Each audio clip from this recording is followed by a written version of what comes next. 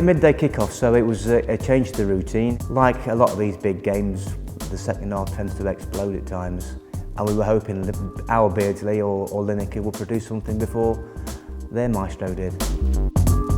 Well, I just turned around and saw the clash or the collision and the ball in the back of the net, and thinking that I'm part of that. That wasn't a great back pass.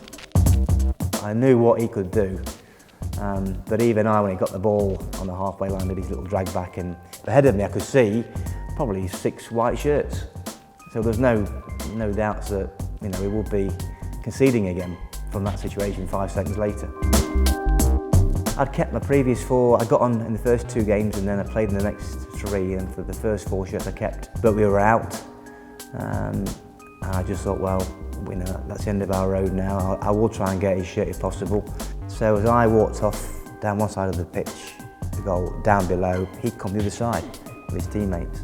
And I just tugged on my shirt, as people do.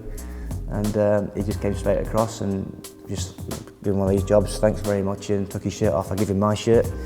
And that really was it. 10 seconds and off he went. But no one came to me or asked a question. No one, I think, to be honest with you, no one knew I got the shirt in the first place anyway. I think Reedy knew I got the shirt because I was his room partner.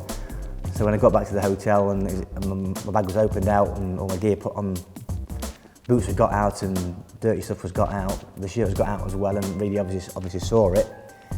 And I can't honestly remember what his reaction was 25 years ago now. I looked over and he said, well, what about that then? And he shows me this number 10. So not only has Maradona battered me in scoring a goal, handled one in, Steve Hodge has shown me the shirt that he swapped. Suffice to say, I wasn't too pleased with this, and I gave Hodge the biggest he's ever had in his life. But they tell me the shirt's worth a few quid then, so Hodge had the last laugh. Would I sell it? I don't know. Obviously, I'm not, kind of one day I might sell it, yeah, possibly. It's in decent nick, to be fair, for 25 years old. I think it's hardly been touched. It hasn't been washed, I know that for a fact. From the day I got back from Mexico, it was put in the attic and it wasn't touched for 15 years since then, and now in the museum. So his DNA, I suppose, his body sweat and body odour will be on there somewhere, because it's as it was on the day. But I like having it. People like to talk about it. I've written a book about it.